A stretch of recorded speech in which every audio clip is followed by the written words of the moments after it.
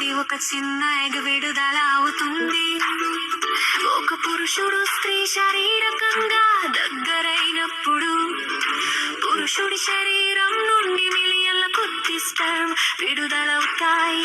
అవన్నీ ఆ ఒక్క ఎగ్ ని కనుగొనడానికి ప్రయత్నిస్తాయి. కానీ ఒక్క స్పెర్మ్ మాత్రమే ఆ ఎగ్ లోకి ప్రవేశించగలుగుతుంది.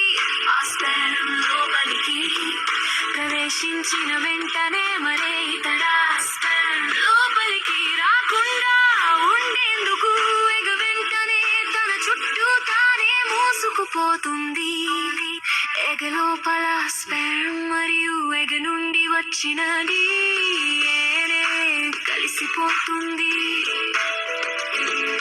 సరిగ్గా క్షణంలోనే ఫెర్టిలైజేషన్ జరుగుతుంది. ఇది శిశువు యొక్క ప్రారంభం.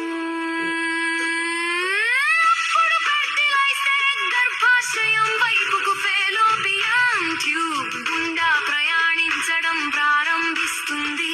కొన్ని రోజుల తర్వాత ఎగ్ చిన్న కణాల సమూహంగా మారుతుంది. దాన్ని బ్లాస్టోకిస్ట్ అంటారు. 5 లేదా 6 రోజుల ప్రాంతంలో బ్లాస్టోకిస్ట్ తన చుట్టూ ఉన్న షెల్ నుండి బయటకు వచ్చి గర్భాశయం గోడకు అతుక్కుంటుంది. దీనిని ఇంప్లాంటేషన్ అంటారు. అప్పుడే శిశువు యొక్క అసలైన పెరుగుదల ప్రారంభమవుతుంది. 9 నుంచి 12 వారాల వరకు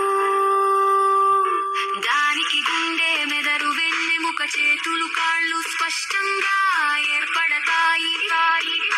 లోపలి అవయవాలు పనిచేయడం మొదలు పెడతాయి. చివరికి దాదాపు 40 వారాలకు ఆ జీవం పూర్తిగా ఎదిగి పుట్టడానికి సిద్ధమవుతుంది. ఇలా ఒక జీవం ఒక శిశువు రూపం దాల్చుతుంది.